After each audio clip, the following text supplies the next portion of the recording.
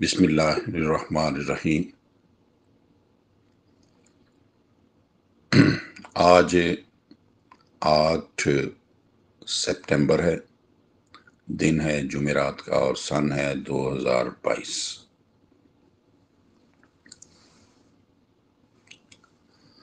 حاضرین و سامعین السلام علیکم۔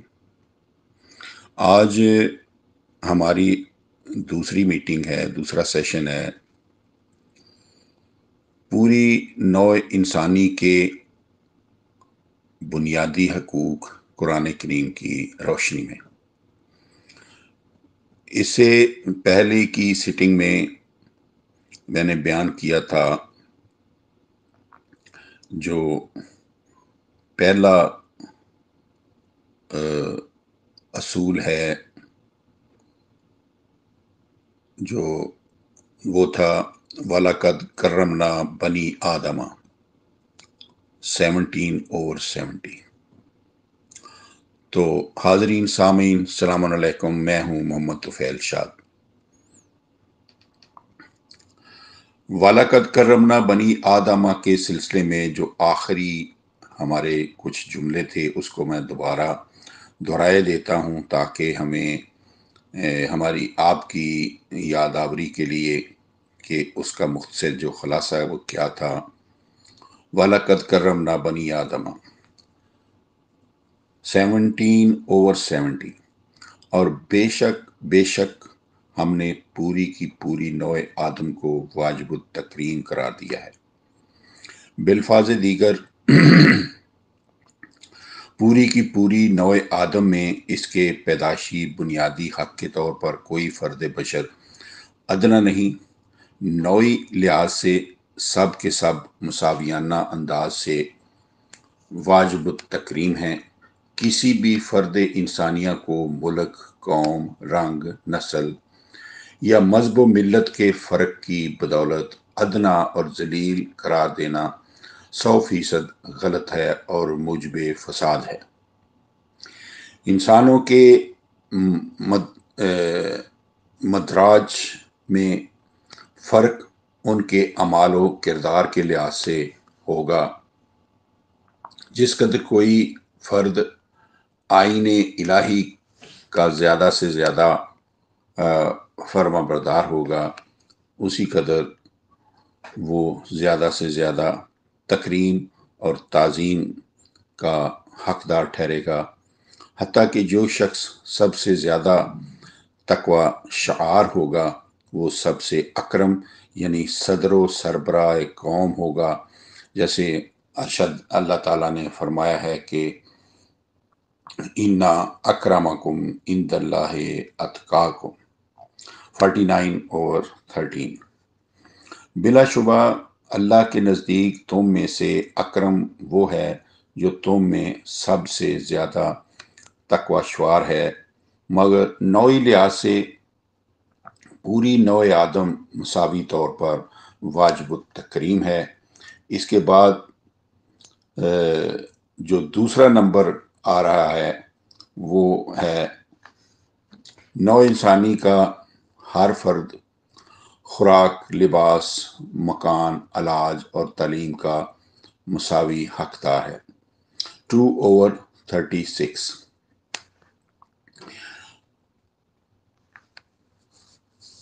قرآن کریم جو ہے امن عالم کا علم بردار ہے، اس لیے اس نے قرآن کریم کی روشنی میں ان تمام ذرائع کے انسداد کا اعلان کر رکھا ہے جو موجب فساد بنتے ہیں۔ چنانچہ سر فہرست وجہ فساد ہے ایک انسان کا دوسرے انسان کو اپنے سے حقیر اور ذلیل قرار دینا۔ اس فساد انگیز تصور کی نفی ہم نے پہلے نمبر پہ بیان کی ہے۔ دوسرے نمبر پر جو موجب فساد ہے وہ ہے ضروریات زندگی میں ناہمواری، جس میں چند افراد سربفلک محلوں میں رہ رہے ہوتے ہیں اور اکثریت کو سر چھپانے کے لیے جھونپڑی تک نصیب نہیں ہوتی۔ بعض افراد عالی شان بلڈنگوں کے مالک قرار پاتے ہیں، مگر اکثریت کرایہ کے مکان کی تلاش میں ماری ماری پھر رہی ہوتی ہے اور پوری زندگی پیٹ کاٹ کاٹ کر کرایہ ٹیکس ادا کرتے کرتے گزر جاتی ہے۔ یہی حال ہے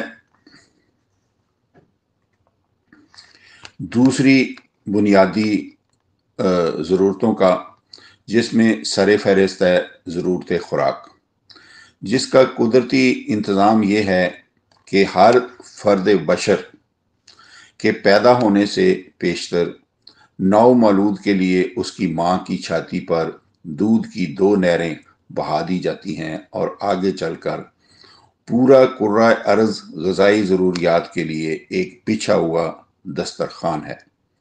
جب ابتدائے آفرینش میں انسان کو پیدا کیا گیا تو اس کی غذائی ضرورت کے لیے پھلدار درخت پہلے ہی پیدا کر دیے گئے تھے، جن میں کہیں آم، انار، انگور لٹکے ہوئے دعوت طعام دے رہے تھے اور کہیں ناشپاتیاں، امرود، سیب اپنی اپنی بہار دکھا رہے تھے۔ نیز وہ دوری طرف کھیرے، ککڑیاں، خربوزے، تربوز، دست قدرت کے بوئے ہوئے اور پیدا کیے ہوئے ہر طرف موجود، اور پھر غلہ جات الگ۔ ابتدائے آفرینش میں آبادی کم اور نعمہ الہی کی فراوانی تھی، اس لیے غذائی ناہمواری کا تصور ابھی پیدا نہیں ہوا تھا۔ مگر جب آبادی بڑھی تو ذاتی طمع و لالچ نے ڈیرے جمائے اور حالت بائیں رسید کہ نو انسانی کے بعض افراد کھا رہے ہیں اور اکثریت جو ہے وہ ترس رہی ہے۔ بعض کے ہاں نعمہ الہی پیروں تلے ٹھوکریں کھا رہی ہے اور بعض کو ان کی جائز غذائی ضروریات بھی میسر نہیں۔ حتیٰ کہ ملکی قوانین میں بھی امیر غریب، اعلیٰ و ادنیٰ کی تمیز قانوناً قرار دی گئی ہے۔ ان فساد انگیز تصورات کا انسداد قرآن کریم نے ان الفاظ میں کیا ہے: وَلَكُمْ فِي الْأَرْضِ مُسْتَقَرٌّ وَمَتَاعٌ إِلَىٰ حِینٍ 7/24 2/36۔ مفہوم: اے نو انسانی، تم سب کے لیے زمین میں حق کے استقرار بھی مسلم ہے، یعنی یہ کہ ہر کسی کو بلا کرایہ مکان بھی میسر ہو، اور تم سب کو مرتے دم تک کے لیے ضروریات زندگی بھی بلا انقطاع بدستور میسر آتی رہنی چاہیے۔ یعنی ہر ملک، ہر ریاست، سلطنت کے آئین میں پوری نو انسانی کا یہ مساویانہ حق تسلیم کیا جائے کہ ہر کسی کا بلا کرایہ مکان بھی اپنا ہو اور اسے ضروریات زندگی بھی اس کے آخری دم تک کے لیے مسلسل و بدستور ملتی رہنی چاہیے۔ یہ تو ہوا نو انسانی کا مساویانہ آئینی حق، مگر یہ حق صرف آئین کی کتابوں کی زینت ہی نہ بنا رہے، بلکہ عملی طور پر معاشرہ میں بصورت ذیل جاری و ساری بھی ہو۔ مکان ہر شخص کو بلا کرایہ میسر ہو۔ وَلَكُمْ فِي الْأَرْضِ مُسْتَقَرٌّ۔ تو قوم کی ضمیر جو ہے یہ پوری نو انسانی کی طرف ہے۔ اس کا مساویانہ اعلان اور اس کے بعد ہے وَمَتَاعٌ إِلَىٰ حِینٍ۔ یہاں متاع کا معنی ہے سامان زندگی، یعنی وہ سامان جو ایک متوازن انسانی زندگی کے لیے ضروری ہے۔ تو ضروریات زندگی میں سر فہرست ہے خوراک، جس کے بغیر فرد بشر زندہ ہی نہیں رہ سکتا۔ اس کے بعد آتا ہے لباس، جس کے بغیر نہ ننگ پن ڈھانپا جا سکتا ہے، نہ سردی گرمی سے بچاؤ میسر آتا ہے، اور پھر ہے علاج۔ یہ بھی زندگی کی ایک اہم ضرورت ہے، کیونکہ بیمار ہو جانا عوارض انسانیہ میں سے نہ ٹلنے والا عارضہ ہے۔ پھر آ جاتا ہے بچوں کی تعلیم۔ تعلیم وہ جوہر قابل ہے جو انسان کو صحیح انسان بناتی ہے۔ اس کے بغیر انسان ہوتے ہوئے بھی انسان نہیں ہوتا۔ اس لیے ہر فرد بشر کے بچوں کا بنیادی حق ہے کہ انہیں تعلیم کے زیور سے آراستہ کیا جائے۔ اس میں ایک لفظ ہے الہین۔ تو یہ جو آیت مجیدہ ہے 7/24 اور 2/36، وَلَكُمْ فِي الْأَرْضِ مُسْتَقَرٌّ وَمَتَاعٌ إِلَىٰ حِینٍ، اس میں ہین کا لفظی معنی ہے زمانہ، وقت معین اور غیر معین۔ اس آیت میں ہین سے مراد وہ مبینہ وقفہ جو انسانی زندگی کے لیے اس کے خالق کی طرف سے متعین کر دیا گیا ہے، کہ وہ ہے ہر فرد کی پیدائش کے اولین ساعت سے لے کر موت کے آخری ساعت زندگی تک کا۔ پس یہ اعلان الہی 7/24 2/36 اس کے مطابق لازم ہے کہ ہر بچے کی پیدائش کے وقت وہ ضروری متاع سامان از قسم خوراک، لباس، علاج، آرام و آسائش مہیا کیا جا چکا، تاکہ بچے کے پیدا ہوتے ہی اس کے اولین غسل، اولین لباس، اولین اعلیٰ غذا جسے گٹی کہا جاتا ہے پہلے ہی سے موجود ہو۔ اگر حادثاتی طور پر نوزائیدہ بچے کو کسی علاج کی ضرورت لاحق ہو تو بر وقت وہ میسر آ جائے۔ یہ ہے برادران عزیز، سامعین کرام، لفظ ہین سے مراد متعینہ وقفہ زندگی کی ابتدائی ساعتوں میں کرۂ ارض کے ہر نئے مہمان، نو مولود کی اولین مہمانی، اس کے بعد اس کی زندگی کی باقی منزلوں کی ضرورتیں جو اعلان الہی کے مطابق ہر منزل زندگی میں میسر آنی لازمی قرار دی گئی ہیں۔ انسانی زندگی کی منزلوں میں سے اولین منزل ہے اس کی شیر خارگی، جس میں اس کے قرآنی حق متاع کے مطابق اس کی اولین غذا دودھ کا حسب ضرورت ملنا ضروری ہے۔ دودھ کی فراوانی کے لیے لازم ہے کہ بچے کی ماں کو دودھ، فروٹ، متوازن غذائیں بر وقت مہیا کی جائیں، تاکہ بچے کو اپنی ماں سے غذائی حق ملتے رہنے میں کسی قسم کی رکاوٹ پیدا نہ ہو۔ شیر خارگی کے بعد انسانی زندگی کی دوسری منزل ہے لڑکپن، جس میں پوری ضروریات زندگی کے علاوہ تعلیم و تربیت، کسب و ہنر کا انتظام کیا جانا ضروری ہے، تاکہ زندگی کی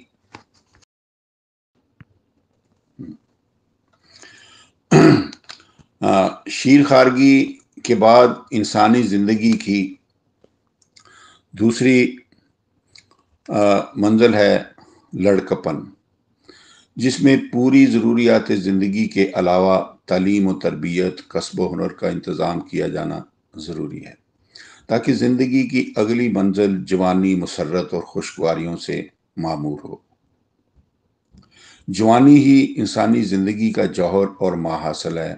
اس دور میں انسان ملک و قوم کی خدمت کرنے کے عادی بن سکتا ہے، اور خدمت سے جی چرانے والا کام چور بھی بن جاتا ہے۔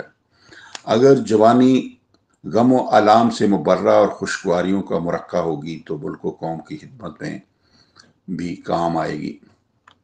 جوانی کے بعد انسانی زندگی کی اگلی منظر ہے ادھیڑ پن، جس میں انسان کے مخفی جوہر تجربات کی کٹھالیوں میں سے گزر کر کندن خالص بن جاتے ہیں، اور ملک و قوم ان پر فخر کرنے لگتی ہے۔ لیکن اس کی ایک ہی صورت ہے جو رب عالم نے متاع یعنی انسانی ضروریات زندگی کے متعلق اعلان عام کر رکھا ہے، کہ ہر فرد انسانیہ کو اس کی ہر منزل میں اس کی ضروریات کے مطابق متوازن اور مسلسل ملتی رہنی چاہیے۔ تو ہر منزل میں اس کی ضروریات کے مطابق متوازن مسلسل ملتی رہنی چاہیے۔ اگر اس انسانی بنیادی پیدائشی حق میں کمی رہ جائے گی تو نہ انسان کے مخفی جوہروں کی نشو و نما ہو سکے گی، نہ ہی وہ بروئے کار آ کر قوم اور ملک و قوم کے لیے وجہ خدمت موجب افتخار ہو سکیں گے۔ ایک سٹیپ ہماری زندگی میں آتا ہے بڑھاپا اور تکریم انسانیت۔ انسانی زندگی کے مذکورہ بالا جو ہم نے منزلیں جن کا ذکر کیا ہے وہ ہیں کہ اگر ان کے دوران اس کے بنیادی حقوق میں کمی واقع ہونے سے تکلیف کا سامنا بھی کرنا پڑے تو اس کی جسمانی طاقت لڑکپن، جوانی اور دھیڑ پن میں ان سے نپٹ بھی سکتی ہے اور برداشت بھی کر سکتی ہے۔ لیکن اگر بڑھاپے میں اس کی بنیادی حقوق میں کمی واقع ہو تو تذلیل انسانیت کی وہ مثالیں قائم ہوتی ہیں کہ اس سے معاشرہ پر ہفت و سماوات آنسو بہانے پر مجبور ہو جاتے ہیں۔ جس ملک سلطنت یا ریاست میں بوڑھوں کے حقوق ربوبیت پامال کیے جائیں اس کا ذرہ ذرہ اس نظام پر لعنت برساتا ہے۔ بوڑھوں کا فٹ پاتھوں پر مجبور و بے حال دھکے کھاتے اور دستے سوال دراز کرتے ہوئے پایا جانا ملکی نظام اور رائج معاشرہ کی بدبختی اور بے مروتی کی زندہ دلیل ہوتا ہے۔ تکریم انسانیت کا اولی تقاضا ہی یہ ہے کہ کوئی بھی فرد انسانی زندگی بھر اپنی طاقتوں کو ملک و قوم کے لیے وقف کیے رکھے۔ ملک و قوم کے لیے وقف کیے رکھنے کے بعد جب وہ بڑھاپے میں پہنچ کر جسمانی طاقت سے عاری ہو جاتا ہے تو اس کی ہر ضرورت، خوراک، لباس، علاج، رہائش اسے از خود ملتی جائیں۔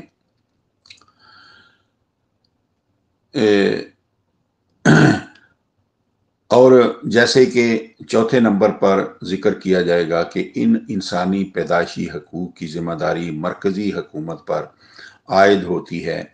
بوڑھوں کے لیے ہر قسم کی ضروریات کو بلا طلب ان تک پہنچانا حکومت کا اولین فریضہ ہے۔ پاکستان کے اس 75 سالہ دور میں کمزور اور بیمار بوڑھوں تک کی خبر گیری نہیں کی گئی، حالانکہ بوڑھوں کے لیے اولڈ پیپل ہاؤس یا بورڈنگ ہاؤس مغربی ممالک میں حکومتوں نے بوڑھوں کے لیے 2 قسم کے اولڈ پیپل ہاؤس جو ہے وہ قائم کر دیے ہوئے ہیں۔ ایک وہ جن میں بوڑھوں کو فراوانی کے ساتھ ضروریات زندگی پہنچانے کا اہتمام تو حکومت کرتی ہے مگر اس کا خرچ جو ہے بوڑھوں کے ورثاء ادا کرتے ہیں۔ دوسرے نمبر پر جن بوڑھوں کے وارث نہیں ہوتے یا وہ ان کا خرچ ادا کرنے کے قابل نہیں ہوتے انہیں ایسے اولڈ پیپل ہاؤس یا بورڈنگ ہاؤسز میں رکھا جاتا ہے جن کا خرچ حکومت خود برداشت کرتی ہے۔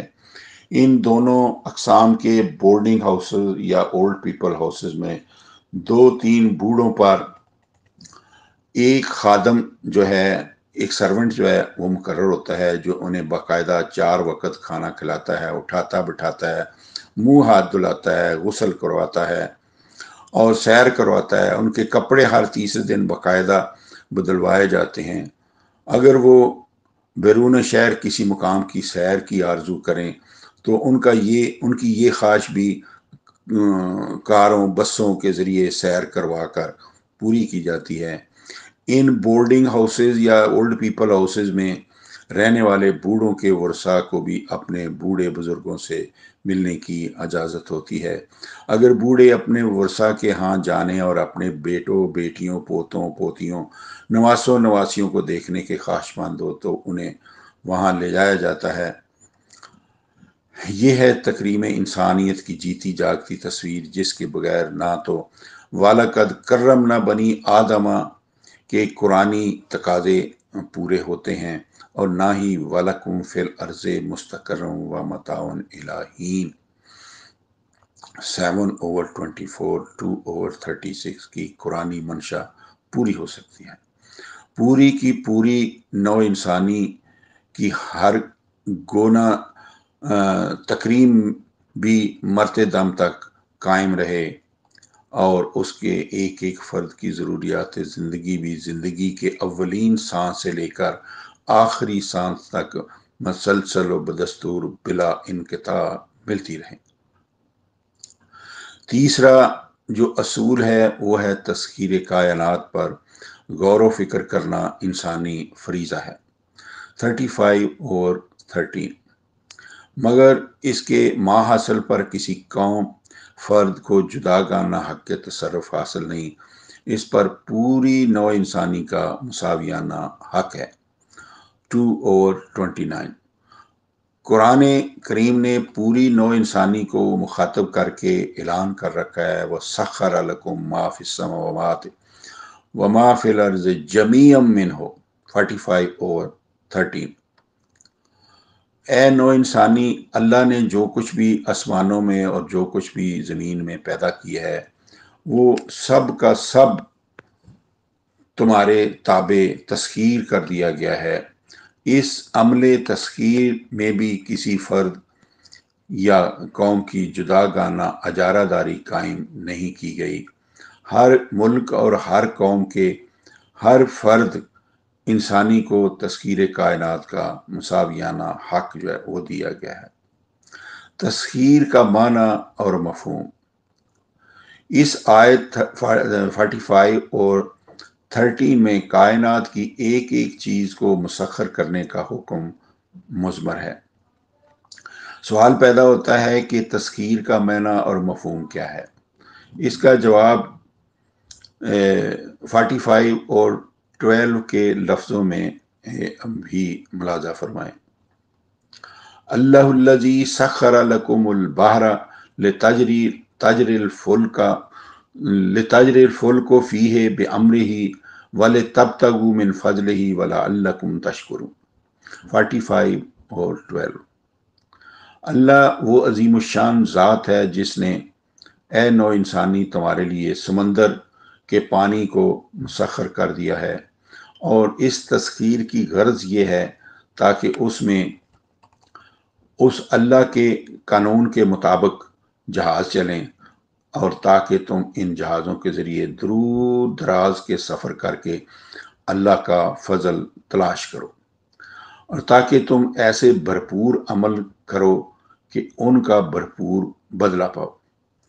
غور کیجئے کہ اس آیت مجیدہ میں سمندر کے پانی کی تسخیر کی یہ غرض بتائی گئی ہے کہ اس میں جہاز چلیں، تو اب غور فرمائیں کہ پانی کی ظاہر صفت تو یہ ہے کہ وہ عموماً چیز کو ڈبو دیتا ہے، مگر اس آیت میں 45/12 کے مطابق اس کی تسخیر یہ ہے کہ وہ کشتیوں اور جہازوں کو ڈبونے کی بجائے تراتا اور چلانا شروع کر دے، تاکہ سمندر کی چھاتی پر ہر 4 سو کشتیاں اور جہاز تیرتے اور دور دراز کے سفر کرتے ہوئے پائے جائیں۔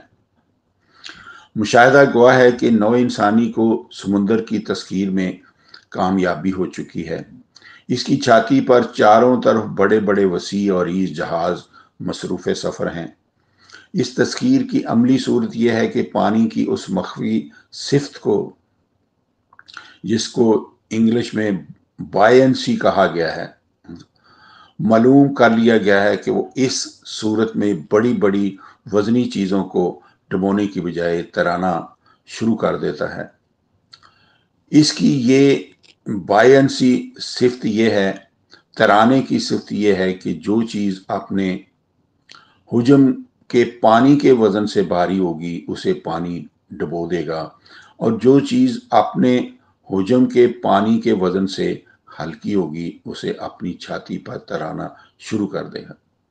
مثلا 10 من لوہے کا ٹکڑا سمندر میں پھینکا جائے تو سمندر کا پانی اسے فوراً ڈبو دے گا، لیکن اگر اسی 10 من لوہے کی چادریں بنا کر انہیں برتن کی شکل دے دی جائے تو جب اسے سمندر میں ڈالا جائے گا تو سمندر کا پانی اسے فوراً تیرانے میں مصروف ہو جائے گا۔ تو اس قرآنی مثال سخر لکم البحر لتجری الفلک فیہ 45/12، اس سے ایک اصول جو ہے وہ میسر آیا کہ اشیاء کائنات میں خالق کائنات نے جون سے جوہر مخفی رکھے ہیں انہیں معلوم کر کے ان سے گونا گوں فائدے اٹھانا ہی ان کی تسخیر کائنات کا عمل نو انسانی نے ابتدائے آفرینش سے شروع کر رکھا ہے۔ آگ، مٹی، پانی، ہوا کی الگ الگ مخفی قوتوں سے فائدہ اٹھاتا چلا آ رہا ہے۔ کائنات کا ہر عنصر اپنے اپنے مخفی خواص سے معمور ہے۔ لوہے سے کیا کچھ نہیں بنایا جا سکتا، مگر اسے مطلوبہ شکل میں ڈھالنے کے لیے اسے گرم کرنا ضروری ہے،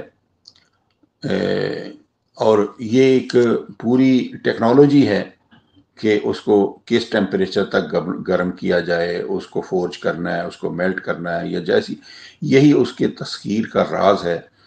جب اسے گرم کر لیا جائے تو مسخر ہو جاتا ہے، لیکن ساتھ ہی ان اوزاروں کی ضرورت لاحق ہوتی ہے جو اسے مطلوبہ شکل میں ڈالنے میں معاون ہوتے ہیں۔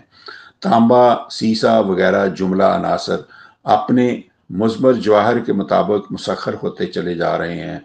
لوہے، تانبے، سیسے کے ٹکڑوں پر نگاہ دوڑانے سے پتہ چلتا ہے کہ ان کے اندر فضا میں فراٹے بھرتا ہوا ہوائی جہاز موجود ہے، لیکن جب انہیں ان کے مضمر جوہروں کے مطابق مسخر کیا جائے تو فضا کو چیرتا ہوا ہوائی جہاز بشکل محسوس موجود ہوتا ہے۔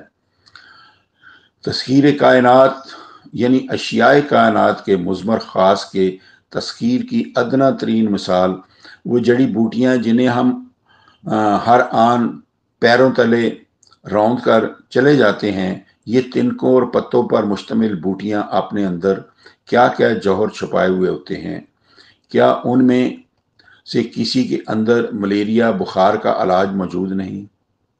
کیا کسی کے اندر ٹائیفائڈ کا اور کسی کے اندر ٹی بی جیسی مہلک امراض کا علاج چھپا ہوا نہیں ہے؟ مشاہدہ گواہ ہے کہ اور ضرور ہے، پس ان جڑی بوٹیوں کے مخفی خاص کو معلوم کرنا کہ وہ کس کس مرض کا علاج اپنے اندر چھپائے ہوئے ہیں، ان کے استعمال کے طریقے معلوم کرنا وغیرہ ان کی تسخیر ہے۔ ہوا کی تسخیر کا انسانی عمل آپ کے سامنے ہے۔ وہی فضا جس میں صرف چیل، کوے وغیرہ پرندے ہی پرواز کرتے پائے جاتے تھے، اس میں بڑے بڑے وزنی جہاز فراٹے بھرتے ہوئے مصروف سفر ہیں۔ ہوا کی تسخیر کا راز یہ کھلا کہ جس مقام پر جس مقدار کی ہوا موجود ہوگی، اسی مقدار سے ہلکی چیز کو اڑا لے جائے گی۔ بعض دفعہ آپ دیکھتے ہیں کہ کاغذ کے پرزے ہوا میں اڑتے ہوتے ہیں، مگر تھوڑی دیر بعد زمین پر آ گرتے ہیں اور پھر اڑتے نہیں۔ کیوں؟ اس لیے کہ جب ہوا کا کوئی جھونکا ایسے آتا ہے جو ان کے وزن سے بھاری ہوتا ہے تو وہ انہیں ایک جگہ سے اڑا کر دوسری جگہ پھینک دیتا ہے۔ جب وہ تیز ہوا کا جھونکا گزر جاتا ہے تو کاغذ پھر گر پڑتے ہیں۔ تو اس معمولی سی غور سے ہوا کی تسخیر کا راز منکشف ہو گیا کہ جس چیز کو ہوا میں اڑانا مقصود ہو، اس کے ارد گرد اتنی زیادہ اور تیز ہوا پیدا کر دی جائے کہ وہ اسے اڑانا شروع کر دے۔ ایک دوسرا مطلب ہے کہ اس اڑتے رہنے والی چیز کی شکل، صورت کی قسم تیار کی جائے۔ چنانچہ مشاہدہ گواہ ہے کہ پہلے وہ طیارہ تیار کیا جاتا ہے جسے ہوا میں اڑانا مقصود ہوتا ہے، پھر اس میں افراد انسانی کے بیٹھنے کی سیٹیں بنائی جاتی ہیں، پھر اس میں اتنی شدید، تیز اور بوجھل ہوا کے پیدا کرنے کا اہتمام کیا جاتا ہے جو اسے فوراً اپنے کندھوں پر اٹھا کر اڑانا شروع کر دیتی ہے۔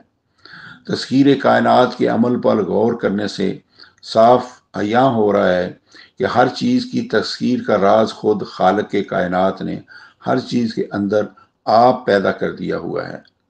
تسخیر کرنے والے صرف اس مخفی راز معلوم کر کے اس کے مطابق صرف عمل کرتے ہیں۔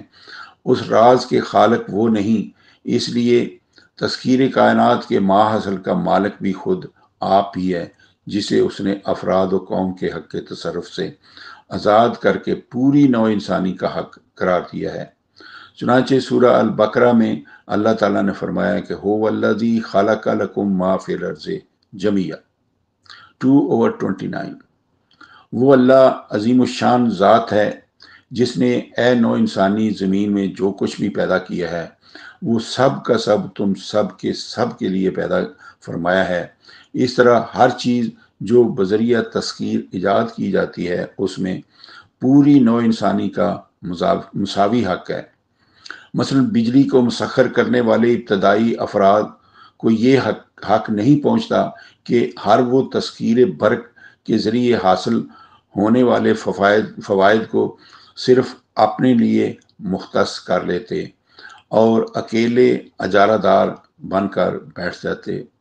چنانچہ پورے کرۂ ارض پر بجلی سے حاصل کیے گئے فوائد پوری نوع انسانی کے لیے ایک جیسے ہیں، مشترک ہیں۔ تسخیر کا نقصان دہ پہلو۔ آگے بڑھنے سے پہلے ذرا آگ جیسے اہم عنصر پر غور فرمائیں جسے اللہ تعالیٰ نے انسان کے لیے مسخر کر کے ہر آن اس کی خدمت میں لگا رکھا ہے۔ کہیں وہ اس کے لیے کھانا پکا رہی ہے، کہیں کارخانے ملیں چلا رہی ہیں، کہیں اس کا نقصان دہ پہلو یہ ہے کہ اگر کسی کے مکان کو حادثاتی طور پر اگر وہ آگ لگ جائے یا کسی دشمن کی طرف سے لگا دی جائے تو گھر کا گھر جل کر راکھ ہو جاتا ہے۔ حقیقت یہ ہے کہ آگ وہی کام کرتی ہے جلانے کا جو کھانا پکانے اور کارخانے چلانے میں کام کر رہی ہوتی ہے۔ اس کا غلط استعمال یا تو انسان کی سستی کا نتیجہ ہوتا ہے یا اس کی اپنی غلطی کرداری کا۔ قرآن کریم نے تسخیر کائنات کے نقصان دہ پہلو سے بچنے کا حکم دے دیا ہے۔ اس ادنا سی مثال سے ایٹم بمبوں، ہائیڈروجن بمبوں یا مختلف قسم کے اور بھی بم ہیں، بے گناہوں کو صفحہ ہستی سے مٹانے کا حکم امتناعی کی حقیقت تک پہنچ جانا کچھ مشکل نہیں۔ المختصر تیسرے عنوان میں اس حقیقت کا انکشاف کیا گیا ہے کہ اس کے تسخیر کائنات کے ضمن میں کسی ملک و قوم کو حق اجارہ داری حاصل نہیں۔ یہ پوری نوع انسانی کا مشترکہ فریضہ ہے اور اس کے ماحصل پر بھی کسی قوم یا فرد کو جداگانہ حق تصرف حاصل نہیں۔ جو فوائد نوع انسانی کو کرۂ ارض کے کسی بھی گوشہ میں بذریعہ تسخیر میسر آئیں، اپنے اپنے مقام پر ان کے فائدے اٹھانے کا حق پوری نوع انسانی کو حاصل ہے۔ چوتھا اصول جو ہے وہ یہ ہے کہ انسانی بنیادی پیدائشی حقوق کی ذمہ داری جو ہے وہ مرکزی حکومت پر ہے۔ 22 اور 41۔ نوع انسانی کے ایک ایک فرد کا بنیادی پیدائشی حق ہے کہ اسے مرتے دم تک کے لیے بلا کرایہ مکان میسر رہے، ضروریات زندگی، خوراک، لباس، علاج، تعلیم بھی مسلسل بدستور ملتی رہیں۔ مشاہدہ شاہد ہے کہ کرۂ ارض پر ایسا ہرگز نہیں ہو رہا، بلکہ اس کے برعکس حالت یہ ہے کہ تھوڑے افراد خوشحال اور کثیر تعداد ضروریات زندگی سے محروم پائے جاتے ہیں۔ اس پر سوال پیدا ہوتا ہے کہ پھر جو قرآن کریم نے مساویانہ ضروریات زندگی کا اعلان کر رکھا ہے وہ بروئے کار کس طرح آ سکتا ہے؟ اس کا جواب یہ ہے کہ ہر ریاست و سلطنت کا صدر و سربراہ جس کے قبضے میں ملکی رزق کے خزانے ہوتے ہیں اس امر کا ذمہ دار ہے کہ اپنی حدود سلطنت میں ہر فرد انسانی تک ضروریات زندگی کے پہنچانے کا خاطر خواہ معقول انتظام کرے۔ جیسے کہ حضرت عمر رضی اللہ تعالیٰ کے متعلق تاریخ کے اوراق میں موجود ہے، محفوظ ہے کہ آپ رات کو گشت کر کے معلوم کیا کرتے تھے کہ کیا کوئی فرد ریاست کسی ضروریات زندگی سے محروم تو نہیں پایا جاتا۔ ایک مرتبہ جب ایک خاندان ضروریات خوراک سے محروم پایا گیا تو آپ نے بیت المال سے کھجوریں، آٹا، گھی وغیرہ اپنی پیٹھ پر اٹھایا اور خود پہنچانے کے لیے چل پڑے۔ خادم بیت المال نے عرض کیا کہ یا امیر المومنین، لائیے میں اٹھا کر پہنچا دوں۔ تو آپ نے فرمایا یہ میرا ہی بوجھ ہے، اسے مجھے ہی اٹھانا چاہیے، کیا تو قیامت کو میرا بوجھ اٹھائے گا؟ تو قرآن کریم نے صحابہ رسول کے متعلق سورہ الحج میں فرما دیا ہے، الذین ان مکناہم فی الارض اقاموا الصلاۃ وآتوا الزکاۃ وآمروا بالمعروف ونہوا عن المنکر 22/41۔ یہ اپنے گھروں سے نکالے گئے صحابہ رسول سلام علیہ وہ لوگ ہیں کہ جب انہیں زمین میں خلافت یعنی تمکن عطا فرمائیں گے تو وہ صلاۃ یعنی اجتماعی نظام قائم کریں گے جس میں سب کے حقوق مساوی ہوں گے، اور وہ زکوٰۃ دیں گے یعنی کمزوروں کو فربہی عطا کریں گے، وہ معروف قرآنیہ کا حکم کریں گے اور جو منکرات قرآنیہ اس سے روک دیں گے۔ اس آیت مجیدہ میں الصلاۃ کا معنی نماز نہیں، کیونکہ نماز کے تو وہ لوگ حصول خلافت سے پہلے ہی کاربند تھے۔ حصول تمکن فی الارض کے بعد جو صلاۃ صحابہ نے قائم کی وہ اجتماعی نظام تھا۔ لفظ صلاۃ کا بنیادی معنی ہے اجتماعی طور پر ایک دوسرے کے ساتھ مل کر مرکزی نظام کے پیچھے پیچھے چلنا۔ پس اقام الصلاۃ کا معنی تو اس آیت میں یہ ہے کہ صحابہ رسول حصول اقتدار کے بعد ایسا اجتماعی نظام قائم کریں گے جس میں ہر ایک کے حقوق و فرائض مساوی ہوں گے اور سب کے سب لوگ ایک دوسرے کے ساتھ مرکزی نظام کے پیچھے پیچھے چل رہے ہوں گے۔ یہ وہی اجتماعی نظام ہے جو رسول اکرم نے اپنے دور میں تمکن میں قائم کیا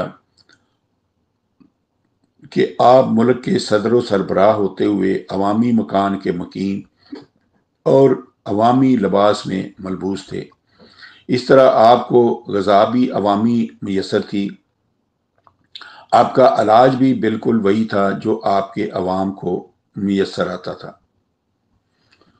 تو اس آیت میں جو 22/41 میں نے تلاوت کی ہے، آتوا الزکوٰۃ کا یہی معنی، یہ معنی غلط ہے کہ صحابہ رسول تمکن فی الارض کے حصول کے بعد زکوٰۃ دیا کریں گے۔ واضح ہے کہ جس طرح وہ قبل تمکن فی الارض نماز کے پابند تھے یا صلاۃ کے پابند تھے، اسی طرح زکوٰۃ کے بعد بھی باقاعدہ عمل تھے۔ حصول تمکن کے بعد ان کی صلاۃ تھی اجتماعی نظام کا قیام، ان کی زکوٰۃ تھی نظام ربوبیت کا قیام، جس میں ریاست کے ہر کمزور پہلو کو فربہی دی جاتی ہے۔ لفظ زکوٰۃ کا بنیادی معنی ہے کمزور کو فربہ دینا۔ چنانچہ اس فرض منصبی کی ادائیگی کے لیے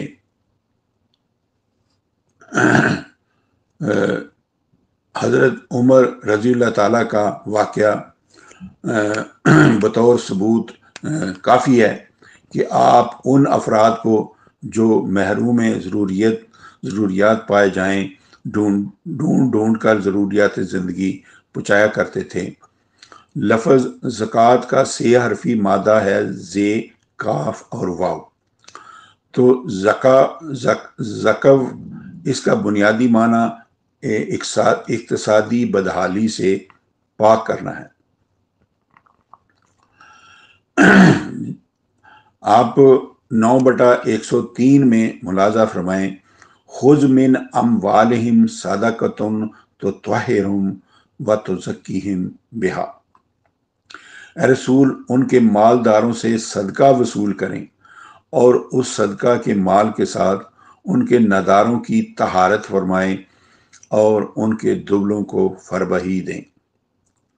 طہارت بالمال 9/103 میں جو طہارت بالمال نہیں بلکہ طہارت بالمال آیا ہے، یعنی پانی کے ساتھ طہارت نہیں، مال کے ساتھ طہارت کا حکم دیا گیا ہے۔ اس سے کھل کر ثابت ہوا کہ اس سے مراد اقتصادی بدحالی سے پاک کرنا ہے، اور اس سے آگے جو الفاظ آ رہے ہیں وہ ہے وَتُزَكِّيهِمْ، جن کی تقدیر کلام یہ ہے وَتُزَكِّيهِمْ بِهَا، یعنی مال کے ساتھ ان کا تزکیہ کریں۔